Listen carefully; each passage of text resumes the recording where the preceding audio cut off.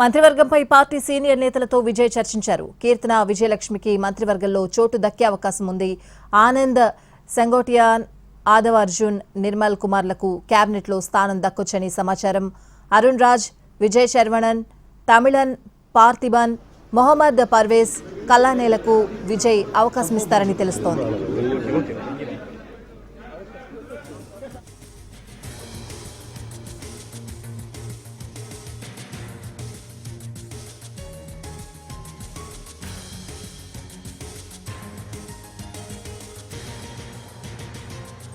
మంత్రివర్గంపై party senior నేతలతో విజయ్ చర్చించారు. కీర్తన విజయలక్ష్మికి మంత్రివర్గంలో చోటు దక్కే అవకాశం ఉంది. ఆనంద్ సెంగోటియాన్, ఆదవ్ అర్జున్, నిర్మల్ కుమార్లకు కేబినెట్లో స్థానం దక్కొచ్చని కూడా సమాచారం. అరుణ్ రాజ్, విజయ్ శరవణన్, తమిళన్ పార్థిబన్, మొహమ్మద్ పర్వేజ్, కల్లానేలకు విజయ్ అవకాశమిస్తారని తెలుస్తోంది.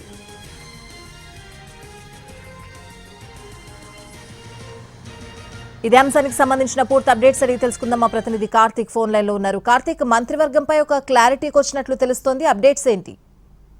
అంటే కొద్దిసేపు క్రితమే దాదాపు ఒక అరగంటగా కూడా మంత్రివర్గ విస్తరణకు సంబంధించి కొద్దిమంది ఎమ్మెల్యేలతో పాటు మరికొద్దిమంది పార్టీ సీనియర్ నేతలు, మాజీ మంత్రి సెంగోటియన్తో పాటు ఆదవ్ అర్జున, ఇతర నేతలందరితో కూడా కలిసి నిలకడలో ఉన్నటువంటి ఒక హోటల్లో ఈ సమావేశం అయితే జరుగుతోంది. దాని మొత్తం మంత్రివర్గానికి సంబంధించి మహిళలను ఎంతమంది తీసుకోవాలి, ఇట్లా ప్రాంతాల వారీగా ఎంతమందికి అవకాశాలు ఇవ్వాలి, చదువుకున్న వారు ఎవరు, ఇలా అన్ని రకాలుగా కూడా క్రోడీకరిస్తూ ఉన్నారు. ఒక యంగ్ టీమ్ ని, ఒక యువ మంత్రివర్గాన్ని కూడా నిర్మించాలన్నటువంటి ఉద్దేశంతో భాగంగానే కసరత్తు అయితే జరుగుతున్నట్టుగా కూడా తెలుస్తుంది. అయితే చాలా మహిళలకు కూడా ఈసారి అవకాశం లభించేటట్టుగా కూడా తెలుస్తుంది. తిరుపూర్ ఎమ్మెల్యేగా గెలిచినటువంటి సత్యభామ, శివకాశి ఎమ్మెల్యేగా గెలిచినటువంటి కీర్తన, ఇక విజయలక్ష్మి, వీళ్ళ ముగ్గురికి కూడా అవకాశం దక్కేటువంటి ఉంది. ఇక పార్టీ ప్రధాన కార్యదర్శిగా ఉన్నటువంటి ఆనంద్, ఇక మాజీ మంత్రి సెంగోటియన్, ఆదవ్ అర్జున, నిర్మల్ కుమార్, వీరందరికీ కూడా మంత్రివర్గంలో చోటు లభించేటువంటి అవకాశం ఉంది. వీరితో పాటు విజయ్ కి డ్రైవర్ గా ఉన్నటువంటి వారి కుమారుడు కూడా పోటీ చేసి ఎమ్మెల్యేగా గెలిచారు. అతన్ని కూడా మంత్రివర్గంలోకి తీసుకునే ఆలోచనలో విజయ్ ఉన్నట్లుగా కూడా తెలుస్తుంది. ఇక వీరు కాకుండా విజయ్ శరవణన్, తమిళ పార్థిబన్ తో పాటు మిగిలిన అంటే ఒక్క వర్గంగా కూడా ఇటు క్రిస్టియన్ మైనారిటీలకు కూడా సంబంధించి గెలిచినటువంటి వారందరినీ కూడా మంత్రివర్గంలో తీసుకునేటువంటి అవకాశం ఉంటుంది. అయితే తొలిసారిగా కూడా విజయ్ ఒక ప్రయోగం కూడా చేయబోతున్నట్టుగా కూడా మనకు సమాచారం ఉంది.